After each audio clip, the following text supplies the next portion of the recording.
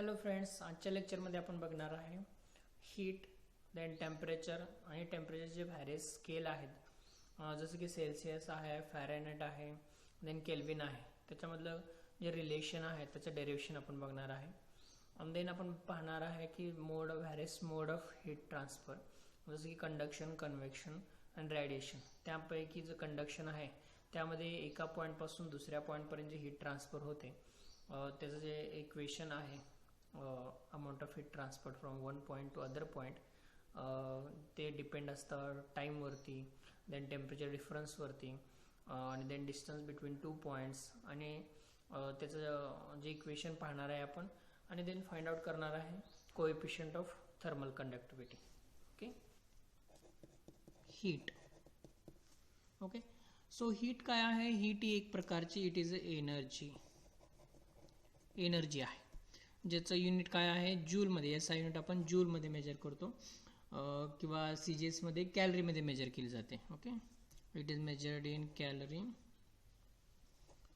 Calories in C G S, आणि काय आहे? जूल हे त्याचं एसआय युनिट आहे. सो हीट एक प्रकारची एनर्जी आहे. सपोज काय म्हणूया आपण की एखादा बॉक्स आहे आणि याच्यामध्ये काय केलं की गॅस फिल केलेला आहे. सो याच्यामध्ये हीट आहे ही कशावरती डिपेंड आहे की हे जे गॅस मॉलिक्युल्स आहेत they moves with some kinetic energy. हे एकमेकावर कोलिजन्स करतील, एकमेकावर कोलिजन होतील, ते इलॅस्टिक नॉन इलॅस्टिक कोलिजन्स असतील. सो त्याच्यामुळं काय होईल की याच्यामध्ये टेम्परेचर आहे ते मेंटेन राहील. सो आपण काय म्हणतो की याच्यामध्ये हीट आहे. सपोज आपण याला काय केलं की हा जो बॉक्स आहे याच्यामध्ये जे गॅस मॉलिक्युल आहे याला आपण काय केलं की हीट केलं. ओके, हा क्लोज बॉक्स आहे, याच्यामधून गॅस मॉलिक्युल बाहेर जाऊ शकत नाही किंवा दुसरा गॅस मॉलिक्युल आत येऊ शकत नाही. सो याला हीट केल्यानंतर काय होईल की याचं टेम्परेचर वाढेल, म्हणजेच काय होईल की याची कायनेटिक एनर्जी आहे ती वाढेल. Gas molecule move with a fast velocities. So heat exactly काय आहे? Heat is a average kinetic energy of its constituents. एखादी बॉडी आहे त्याच्या कन्स्टिट्युएंट्सचे जे मॉलिक्युल्स आहेत त्याची ॲव्हरेज कायनेटिक एनर्जी आहे. किंवा दुसरा आपण सॉलिड रॉड घेतला आणि याला काय केलं, हीट केलं, तर काय होतं की याच्यामध्ये जे मॉलिक्युल्स आहेत, बॉन्ड्स आहेत, ते काय होतील की व्हायब्रेट होतील. सो व्हायब्रेशन्स वाढले.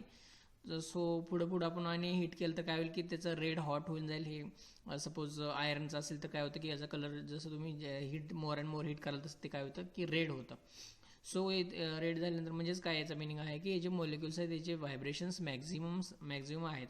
सो हीट म्हणजेच काय असतं की त्याचे कॉन्स्टिट्यूट जे मॉलिक्युल्स आहेत ते कायनेटिक एनर्जीमध्ये, त्याची कायनेटिक एनर्जी आहे, हाय कायनेटिक एनर्जी आहे. सो आपण हीट कशी डिफाईन करू शकतो?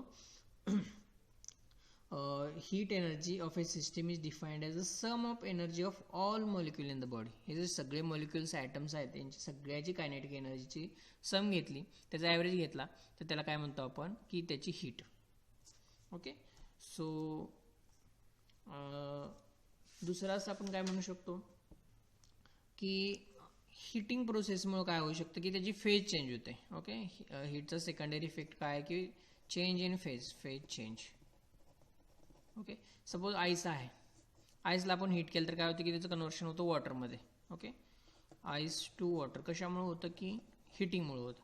अजून त्याला हीट सप्लाय केली तर त्याचं काय होतं की गॅस होऊन जातं, म्हणजे वेपरमध्ये कन्व्हर्शन होतं. सो हे जे फेज चेंज आहे solid to liquid, liquid to gas, हा कशामुळे पॉसिबल आहे? बिकॉज ऑफ हीटमुळं. सो हीट कशा आहे? हीट ही एक प्रकारची एनर्जी आहे, आणि अकॉर्डिंग टू एनर्जी कॉन्झर्वेशनचा रूल याला फॉलो होतात. म्हणजेच कोणते? Energy cannot be created, cannot be destroyed, but it can be transform from one form to the other form. So heat आपण एका फॉर्ममधून दुसऱ्या फॉर्ममध्ये ट्रान्सफर करू शकतो. ठीक आहे. नेक्स्ट पार्ट आहे टेम्परेचर. ओके, टेम्परेचर काय आहे? टेम्परेचर हे स्केल आहे हीट मेजर करण्याचंच. ओके, सो एखादी बॉडी किती हॉटनेस आहे किंवा किती कोल्ड आहे, बॉडीचा हॉटनेस किंवा कोल्डनेस मेजर करण्याची जी सिस्टीम आहे, मेजर करण्यात त्याला काय म्हणतो आपण? टेम्परेचर म्हणतो. So temperature is a measure of average kinetic energy of particle of the body किंवा सिस्टीम. सो याचं एस आय युनिट काय आहे? एस आय युनिट आहे degree kelvin. Okay, various temperature scale develop झालेले आहे, त्यामधलं डिग्री केल्विन हे आपण काय केलं? एस आय म्हणून ॲडॉप्ट केलेलं आहे फिजिक्समध्ये किंवा ऑल सायन्समध्ये. सो याचे वेगवेगळे स्केल आहेत, जसं की डिग्री सेल्सिअस आहे, डिग्री केल्विन आहे, डिग्री फॅरेनहाइट आहे. सो हे स्केल आहेत आपण आपल्या स्टडीसाठी. सो आपण याचे इंटर कन्व्हर्शन्स पण पाहणार आहे, की तुम्हाला सांगितलं की 1 degree Celsius equal to how much Kelvin, 1 degree Fahrenheit equal to how much Celsius, how much Kelvin, अशा प्रकारचे जे याचे कन्व्हर्शन आहेत ते आपण आता बघणार आहे. तर पहिल्यांदा आपण काय बघूया की डिग्री सेल्सिअस आहे. सो डिग्री सेल्सिअस जे स्केल आहे, थर्मोमीटर तुम्ही बघितलेलं आहात, अशा प्रकारचं थर्मोमीटर असते. आणि इथलं जे मिडल कॅपिलरी आहे याच्यात काय फिल केलेलं असतं, याच्यामध्ये मर्क्युरी फिल केलेलं असतोय. ओके, पहिल्यांदा तुम्हाला समजलं की हे स्केल कसं बनवलं आहे, तर तुम्हाला हे degree to Kelvin to Fahrenheit conversion easy आहे. सपोज आता आपण काय डिग्री सेल्सिअस पहिल्यांदा बघूया. सो याच्यामध्ये हे स्केल कसं डिझाईन केलेलं आहे. सो हा जो थर्मोमीटर आहे तो काय करायचं की आपल्याला आईसवरती ठेवायचा आहे. ओके, आईसवर ठेवल्यानंतर हे मर्क्युरीची एक पर्टिक्युलर लेवल असेल ती मार्क करायचं आहे. नंतर काय करायचं आहे, नेक्स्ट आपल्याला हाच थर्मोमीटर आहे तो कुठे ठेवायचा आहे, बॉइलिंग वॉटरमध्ये ठेवायचा. त्यामुळे काय होईल की हा जो इथला मर्क्युरी आहे तो एक्सपांड होईल आणि या कॅपिलरमधून वरती जाईल आणि एका पर्टिक्युलर पॉईंटला तो स्टेबल होऊन जाईल. सो तो पॉईंट मार्क करायचा आहे. म्हणजे आपण 2 पॉईंट मार्क केले, एक आहे तो आईस पॉईंट आणि दुसरा आहे तो बॉइलिंग पॉईंट. सो सेल्सिअसनं काय केलं की जो आईस पॉईंट आहे त्याला 0 असं म्हटलं आणि जो बॉइलिंग पॉईंट आहे त्याला 100 म्हटलं. So this is 100 degree Celsius and this is 0 degree Celsius. So हे काय म्हणतो आपण, याला म्हणतो Celsius scale, Celsius. Okay, next जे फॅरेनहाइट स्केल आहे, फॅरेनहाइट स्केलमध्ये काय असतंय की जे हे बॉइलिंग पॉईंट आणि आईस पॉईंट आहेत ते कसे असतात. जो आईस पॉईंट आहे तो 32 डिग्री फॅरेनहाइट आहे आणि बॉइलिंग पॉईंट आहे तो किती आहे, तो आहे 212 डिग्री फॅरेनहाइट. आणि फायनली जो केल्विन स्केल आहे, केल्विन स्केलमध्ये आईस पॉईंट आणि बॉइलिंग पॉईंट, केल्विन स्केलमध्ये जो आईस पॉईंट आहे तो आहे 273 डिग्री केल्विन आणि बॉइलिंग पॉईंट आहे तो किती आहे, 373 डिग्री केल्विन. ओके, सो अशा प्रकारे हे 3 स्केल आहेत. सो सगळ्याचा बेस सेमच आहे. बेस काय आहे, आईस पॉईंट आणि बॉइलिंग पॉईंट. सो फॅरेनहाइट स्केलचा आईस पॉईंट आहे 32 डिग्री फॅरेनहाइट आणि बॉइलिंग पॉईंट आहे 212 डिग्री फॅरेनहाइट आणि इथं आहे 273 आणि 373. ठीक आहे.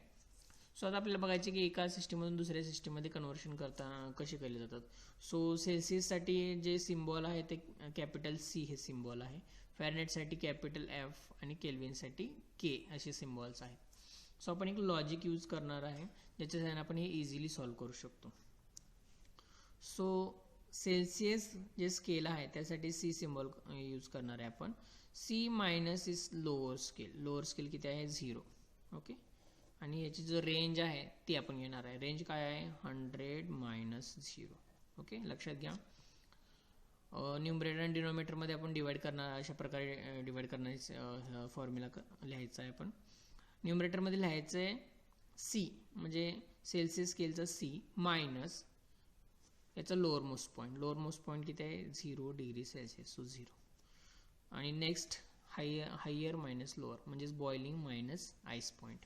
ओके, इक्वल टू सेम या ठिकाणी याचा सिम्बॉल आहे फॅरेनहाइटचा F मायनस, इथं काय घेतलं बघा, सेम लॉजिक इथे यूज करायचं. मायनस याचा लोअर पॉईंट घेतला, याचा लोअर पॉईंट किती आहे 32, सो मायनस 32 डिवाइड बाय इथं काय घेतलं आहे 100 मायनस 0 म्हणजे highest point boiling point minus ice point. Similar here boiling point minus ice point. So 212 minus 32 equal to next last one same logic here K minus याचा lower point 273 minus range 373 minus 273, 373 minus 273. Okay, आता हे आपण simplify करूया. C minus 0 C येऊन जाईल, C 100 minus 0 100 equal to F minus 32 212 minus 32 180 equal to K minus 273 divide by 373 minus 273 100. So हे आता हे सिम्प्लिफाय करूया. यातला 0 सगळ्यातलं निघून जाईल, कॉमन आहे. सो इथं 10 आहे, इथं 19 आहे, 18 आहे, इथं अगेन 10 आहे. सो याला सगळे कसे आहेत, 2 डिव्हिजिबल आहेत. सो 2 मी याला काय करतो, सगळ्यांना डिवाइड करतो, म्हणजे सिम्प्लिफाय करतो. इथं 5 येऊन जाईल, 2 डिवाइड केलं 9 येईल, इथे येईल 5. हे झालं सिम्प्लिफाय. सो हा फॉर्म्युला आपल्याला नवीन असं मिळेल, C divided by 5 equal to F minus 32 divided by 9 equal to K minus 273 divided by 5. Okay, this is the formula.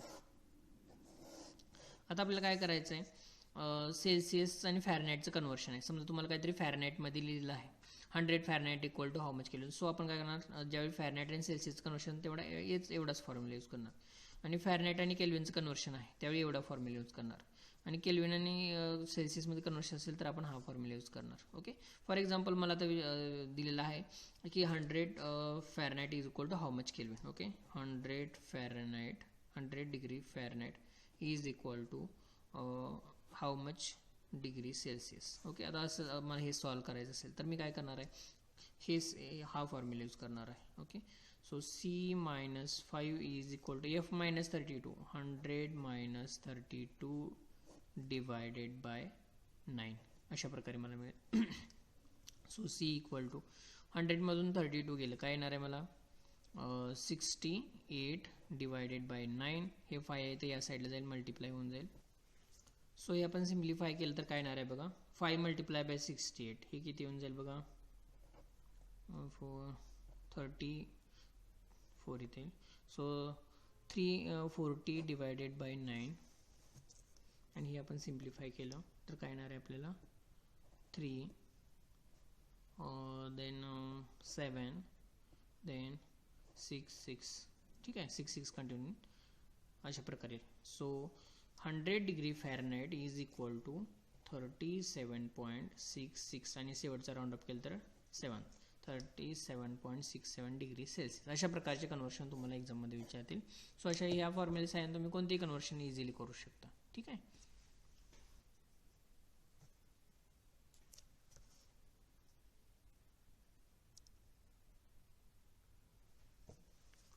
Next part of our lecture is mode of transfer of heat. Mode of transfer of heat. Okay, there are 3 mode of transfer of heat. Okay, first is conduction, next convection, third one is radiation. Okay, these are the 3 mode of transfer of heat. म्हणजे heat एका पॉईंटपासून दुसऱ्या पॉईंटपर्यंत transfer होण्याचे जे modes आहेत, कोणकोणते veg आहेत, ते हे 3 आहेत. एक आहे कंडक्शन, कन्व्हेक्शन आणि रेडिएशन. हे आपण तिन्ही डिटेल्समध्ये बघणार आहे. सो आपण स्टार्ट करूया first with conduction. So conduction हा जो फिनॉमिना आहे तो जनरली सॉलिडमध्ये होतो. सो हे तुम्हाला माहीत होण्या अगोदर तुम्हाला हे माहीत पाहिजे की कोणतं जे सॉलिड मटेरियल आहे, फॉर एक्झाम्पल हा आयर्न रॉड आहे, हा जर तुम्ही झूम करून बघितला अप टू फायनाईट लेवल तर तुमच्या असं लक्षात येईल की याच्यामध्ये ॲटॉमिकची रेग्युलर पिरियॉडिक अशी अरेंजमेंट आहे.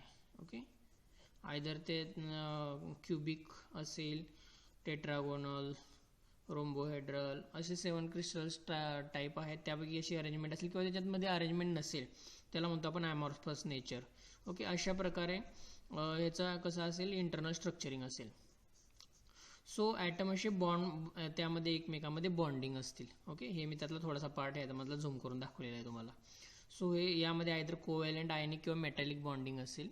सो हे काय करतील, याच्याच लोकेशनला काय होत असतात, व्हायब्रेट होत असतात.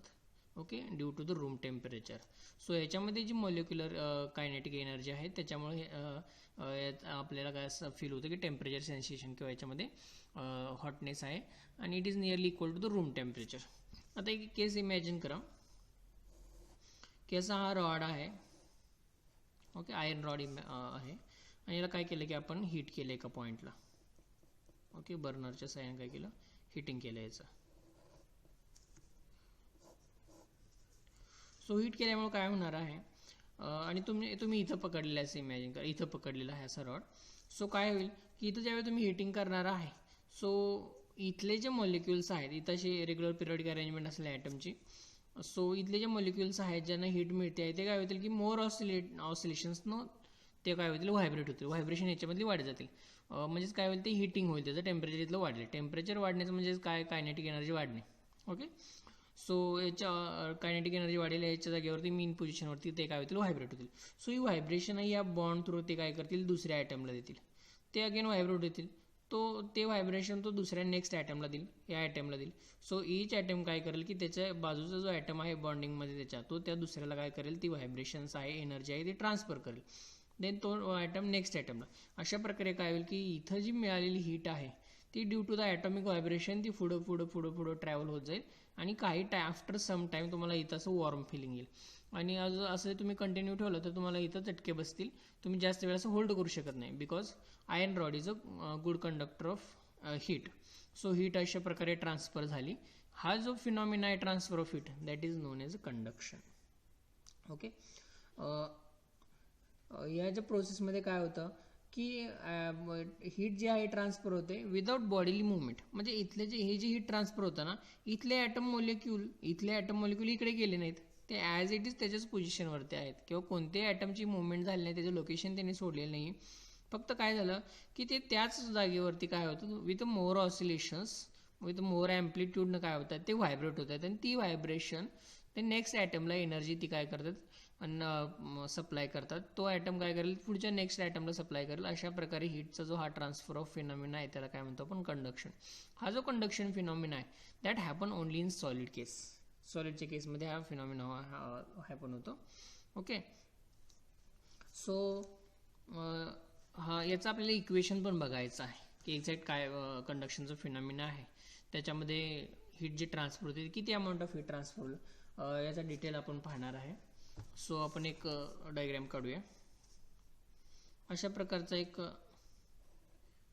3 डायमेन्शनल मी रॉड इथं काढतो. Okay, this is 3 dimensional rod. Okay, त्याची अप्पर फेस आहे.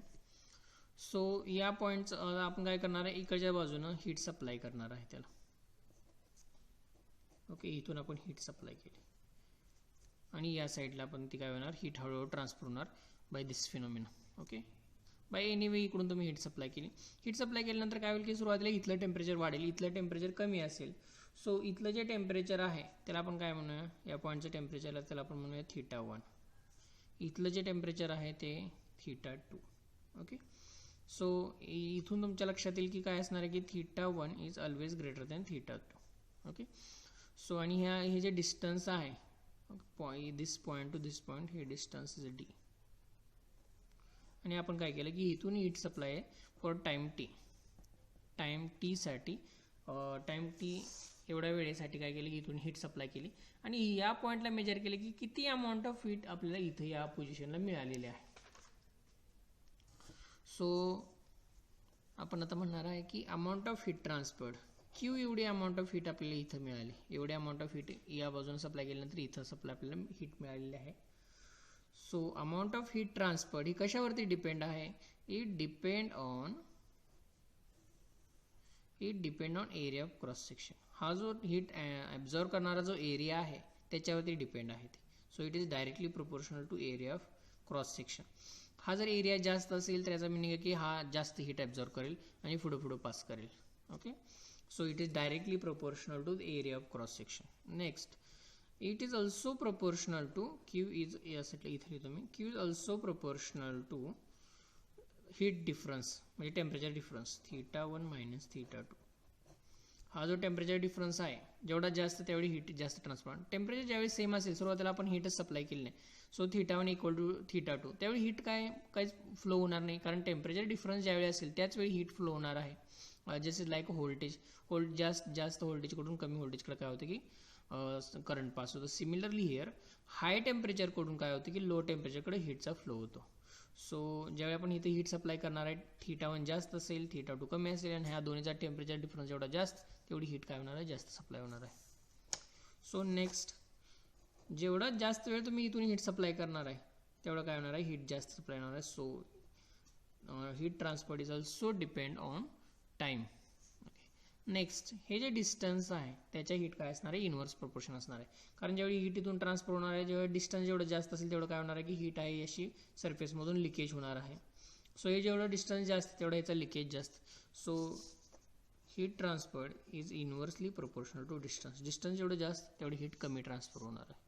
सो आता आपण काय करूया की ही सगळी इक्वेशन आहे ते कंबाईन केल्यानंतर असं आपल्याला मिळेल Q equal to Q proportional to okay this theta1 theta2 then time then inversely proportional distance and here is area.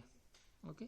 So आता आपल्याला काय करायचं, हा प्रोपोर्शनॅलिटी साइन काढून टाकायचं. तो आपण काय करतो की कोणतरी कॉन्स्टंटनं मल्टिप्लाय करतो. त्या कॉन्स्टंटला मी इथं म्हणणार आहे की ए theta1 मायनस theta2 ब्रॅकेटच्या बाहेर T divided by D and this constant K is known as, केला काय म्हणणार आहे आपण, कोएफिशिएंट ऑफ थर्मल कंडक्टिविटी.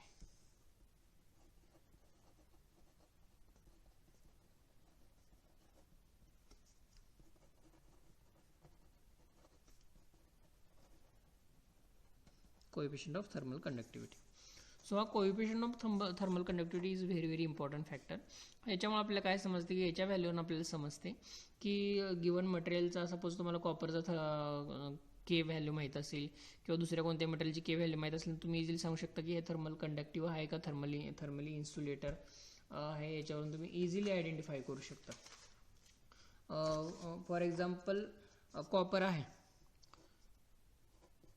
कॉपरची केची व्हॅल्यू आहे 401. ओके. आणि दुसरं काय घेऊया आपण, ग्लास, फायबर ग्लास किंवा ग्लास. तुम्हाला माहिती आहे की ग्लास कसा आहे, थर्मली इन्सुलेटर आहे.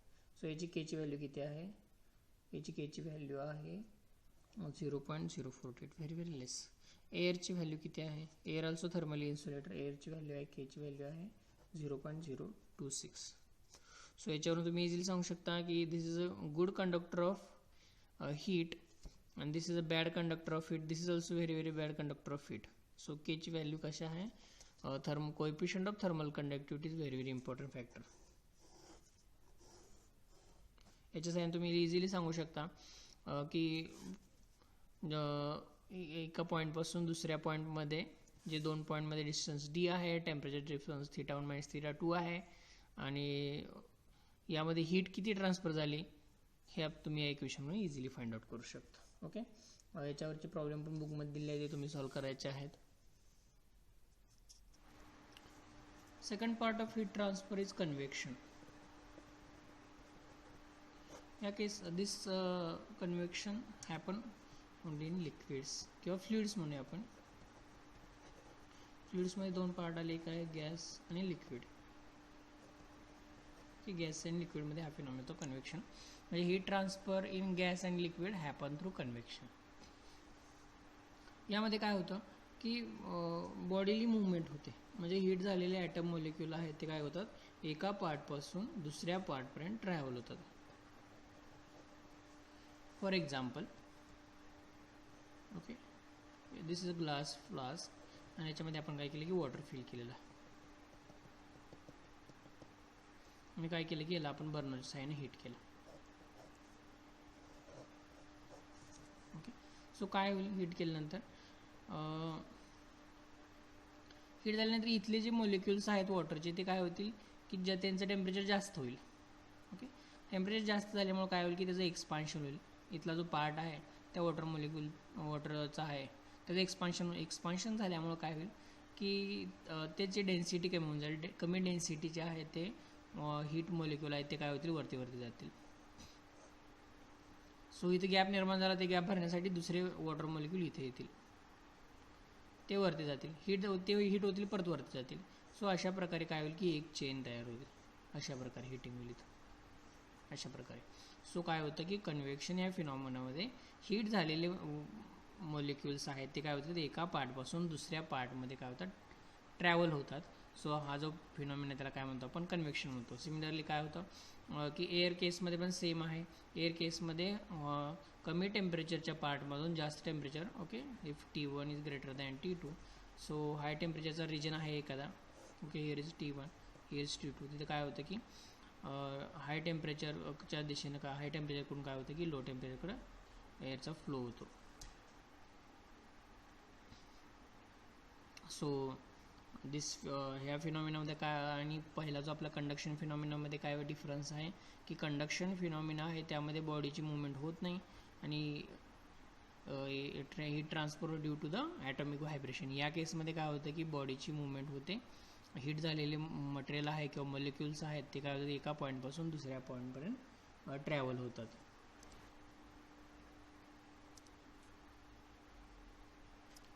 Third part of heat transfer is radiation. या केसमध्ये काय होतं की इलेक्ट्रोमॅग्नेटिक रेडिएशन्स आहे ज्याला आपण काय म्हणतो की लाईट म्हणतो, ती एका पॉईंटपासून दुसऱ्या पॉईंटपर्यंत ट्रॅव्हल होते विथ स्पीड ऑफ लाईट. लाईटचं स्पीड आहे 3 × 10⁸ मीटर पर सेकंद. एवढ्या स्पीडने एका ठिकाणून दुसऱ्या ठिकाणी काय होते की हे रेडिएशन ट्रॅव्हल होतात आणि ते स्वतःवर काय करतात एनर्जी ट्रॅव्हल घेऊन जातात ते, आणि ज्या पॉईंटवर ज्याच्यावरती त्या मटेरियलवरती पडतात ते काय करतात त्याला ती पार्शियल किंवा फुल्ली एनर्जी ट्रान्सफर करतात, त्यामुळे तिथं हिटिंग फिनॉमिना होतो. फॉर एक्झाम्पल सनमधून काय होतं की रेडिएशन्स आहेत ते बाहेर इमिट होतात आणि ते काय होतात की अर्थवरती येतात. ओके, अर्थवरती येतात आणि इथं ते काय केले जातात इथल्या इन्व्हायरमेंटमध्ये किंवा मटेरियलमध्ये ते ॲब्झॉर्ब केले जातात आणि इथं हिटिंग फिनॉमिना होतो. सो इलेक्ट्रोमॅग्नेटिक रेडिएशन किंवा लाईट हे काय करतात व्हॅक्यूममधून सुद्धा ट्रॅव्हल होतात. ओके, याला मटेरियल मीडियमची गरज नाही. सो अगोदरचे जे दोन फिनॉमिना आहेत कंडक्शन आणि कन्व्हेक्शन, त्या दोन्ही केसमध्ये काय होतं की मीडियमची गरज आहे हीट ट्रान्सफरसाठी. पहिल्या केसमध्ये आपण सॉलिड मीडियम म्हटलं, दुसऱ्या केसमध्ये लिक्विड किंवा गॅस मीडियम आहे. पण थर्ड जी केस आहे रेडिएशनची, या केसमध्ये विदाउट मीडियम हीट ट्रान्सफर होते. म्हणजे इथं कोणतेही मीडियम नाही, सन आणि अर्थच्या मध्ये जो पोर्शन आहे इथं कोणतेही मीडियम नाही. इवन दो हे रेडिएशन काय करतात की अर्थपर्यंत हीट घेऊन येतात. सो आणि हा जो रेडिएशन फिनॉमिना आहे very very fastest phenomena to travel the heat. एका पॉईंटपासून दुसऱ्या पॉईंटपर्यंत सगळ्यात फास्टली हीट ट्रान्सफर होते बाय रेडिएशन्स.